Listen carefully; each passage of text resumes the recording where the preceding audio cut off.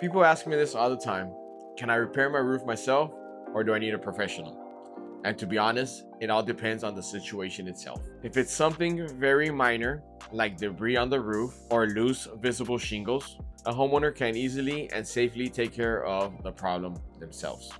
But if there's a leak, missing shingles, storm damage, or any structural work that needs to be done, then that's when it's really important that you get a professional involved. Do-it-yourself repairs can be risky because you might fix what you see but miss damage that's hidden underneath. And that hidden damage can lead to bigger repairs, higher costs later down the road, and worse situations as well.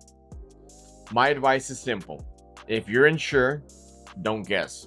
A professional inspection can save you time, money, and a lot of stress. So protect your home. It's always worth doing it right the first time.